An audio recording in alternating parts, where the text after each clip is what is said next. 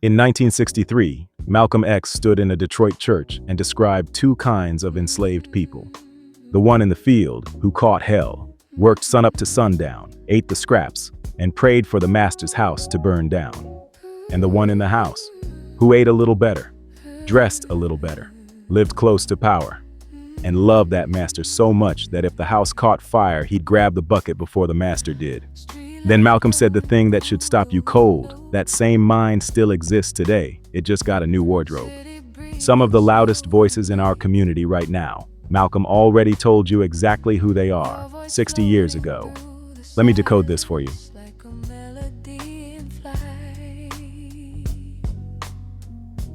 Welcome back to Cipher with Malik, where we break down the history they left out of your textbooks and show you why it isn't history at all.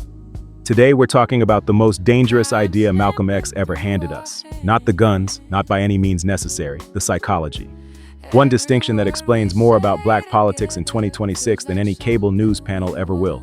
The House Negro and the Field Negro.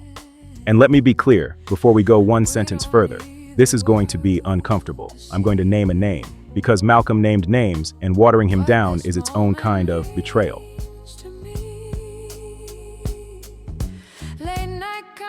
November 10th, 1963, King Solomon Baptist Church, Detroit, Michigan.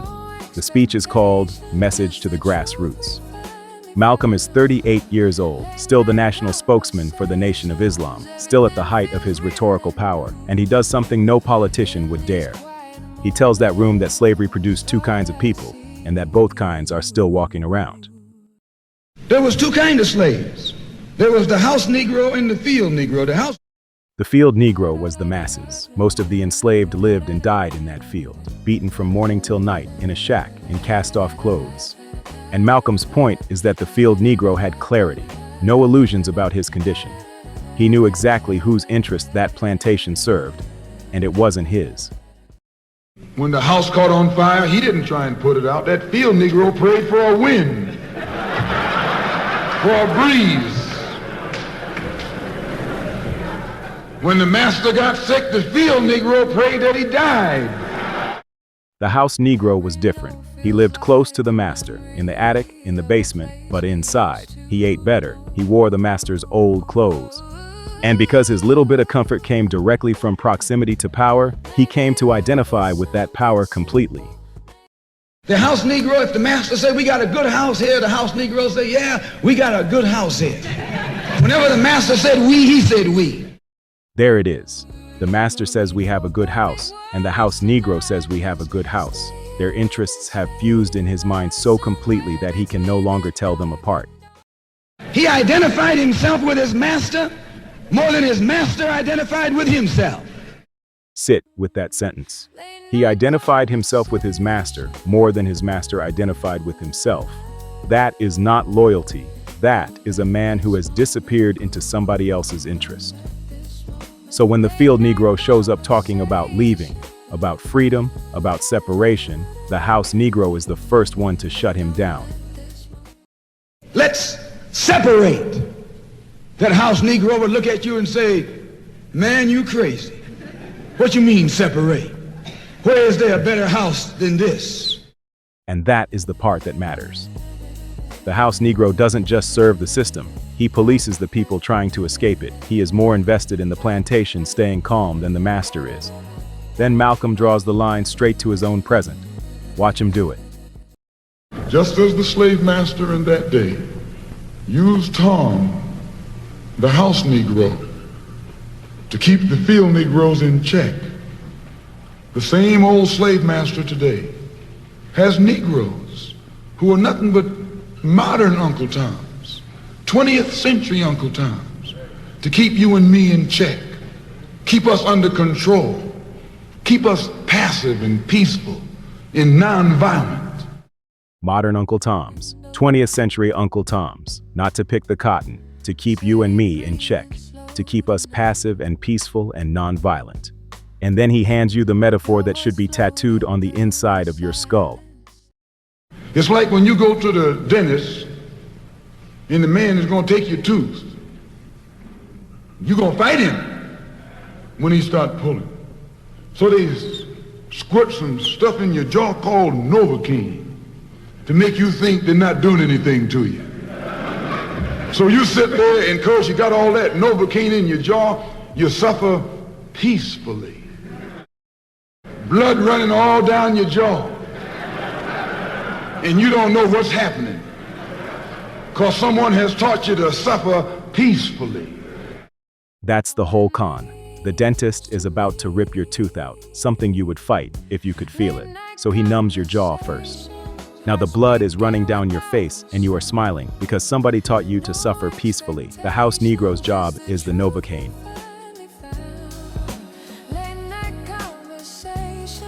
Now, Malcolm said this mind didn't die with slavery. So let's do what Cipher does. Let's connect it to right now. And let's be specific because vague accusations are cowardly. Look at the entire industry of black conservative media personalities whose whole brand is telling white America what it wants to hear about black people. Take Brandon Tatum, and I'm not going to characterize him, I'm going to give you his documented public record in order with dates on it. 2017, he leaves the Tucson Police Department after 6 years and is hired as Director of Urban Engagement for Turning Point USA, a white-led conservative organization. That title is the job description. He is the outreach arm. October 2018, he co-founds Blexit with Candace Owens. Black Exit. The stated mission is to move black Americans out of the political coalition they built and toward the party writing the book bans. June 6, 2020. 12 days after George Floyd is killed in Minneapolis, while the country is still in the street, he posts this to his own account. Systemic oppression and racism is a bunch of BS. It's all to keep people in fear, angry, and divided. April 2021. Days after a jury convicts Derek Chauvin of murdering George Floyd, he goes on the BBC and says this: "Policing in America is not inherently racist. We do not live in a racist country." November 2021, he publishes a book called Beaten Black and Blue, Being a Black Cop in an America Under Siege. In his telling, the siege is the criticism of policing, not the conditions that produced it. And today, almost 4 million people subscribe to him on YouTube alone. Now run that record through Malcolm's test, not through insults, through Malcolm's framework. Whose house is he fighting to protect? When the masses of black people, the modern field, say the system is hurting us, who is the first one running with the bucket to put that fire out? Who shows up in front of the whitest possible audience in the same week the country is arguing about a murder to reassure them that America isn't racist, that the problem is black people ourselves, that the field is imagining the flames?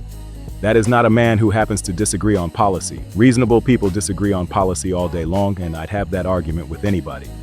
That is a man whose comfort, whose platform, whose entire paycheck flows out of proximity to a power structure, and who, exactly like Malcolm predicted, has fused that structure's interest with his own until he cannot tell them apart. He says we, the master's house, is his house now. And here's Malcolm's sharpest observation, updated for your feed. The power structure has always needed this figure. A white politician cannot tell black people that racism is fake and be believed. But put those exact same words in a black man's mouth. Better yet, a black ex-cop's mouth. And now, it isn't racism. Now it's just telling the truth. The house Negro was never valuable for his labor. He was valuable for his voice. His job is to make the plantation's story sound like it's coming from the field. That's the Novocaine. That is the whole function.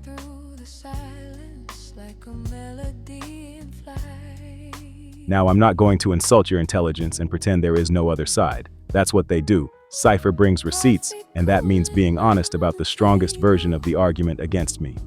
Tatum and people like him would say this: I'm not protecting anybody's house. I'm preaching self-reliance. I'm telling my people to stop waiting on the government, build businesses, strengthen the family, take responsibility for your own life. That's not the house Negro. That's the opposite of it. That's freedom. And here's the thing you need to hear me say. Malcolm X also preached self-reliance. Do for self. Build your own institutions. Malcolm would have agreed that depending on people who do not love you is a trap. So we have to be careful here. Self-reliance is not the same thing as being a house Negro. Personal responsibility is not betrayal. If that's the whole test, then the test is garbage, and I'm just calling people names. So here's the actual line between the two. It's that one word again: we. When they see this man's house on fire, you don't hear these little Negroes talking about our government is in trouble. They say the government is in trouble.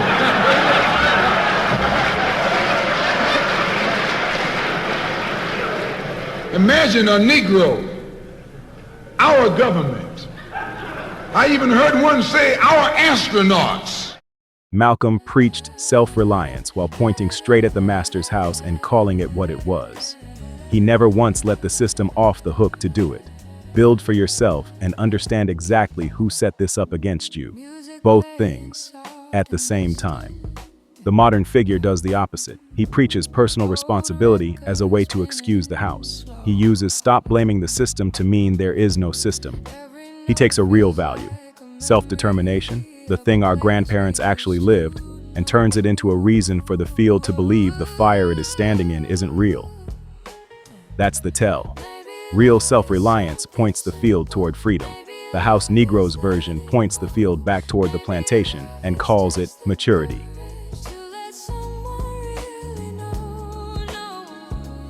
So why does this matter in 2026? Why dig up a 60-year-old speech? Because the machine Malcolm described is running at full power right now, and it is more sophisticated than it has ever been. In the plantation era, the master needed one house Negro on one plantation, one man, one field, one house. The damage had a fence around it. Today, one figure with a camera and almost 4 million subscribers can be the house Negro for an entire country at once. There is no fence. And the algorithm rewards it, because the single most profitable thing a blackface can do online is confirm what a hostile audience already wanted to believe. Meanwhile, the actual field, the working people, the ones catching hell in underfunded schools and over-policed blocks, they get told by somebody who looks like them that their suffering is a grievance narrative. That's the Novocaine getting stronger. That's the jaw going numb while the tooth comes out. You got field Negroes in America today. I'm a field Negro. The masses are the field Negroes. And listen close, because this is the part everybody misses. Malcolm's genius was not hating these men. He never said destroy the house Negro. He said recognize him. Learn to spot the we. Because once you can identify the mind, you stop being confused by the face. You stop asking, how could somebody black say that? And you start asking the only question that actually matters. Whose house is he running to save? That question is a superpower. It cuts through every panel, every podcast, every viral clip. Ask it every time. They didn't teach you this in school for a reason. A field full of people who can spot a house Negro on site is a field you cannot control anymore. That is exactly why Malcolm's framework got buried under the sanitized version of the 60s they hand you every February. So here's your homework. This week, watch the loudest black voices in your feed, left, right, all of it, including mine. And run every single one through Malcolm's test. Not do I like them, not are they charming, just this. When they say we, whose house are they talking about? Drop a name in the comments. Who passed, who failed, and why? Let's decode them together. If this made you think, subscribe and send it to somebody who needs to hear it. Because knowing your history isn't about the past. It's about never being fooled in the present. Malcolm gave us the keys 60 years ago. I'm just here to help you turn the lock. Know your history. Until the next story. Peace.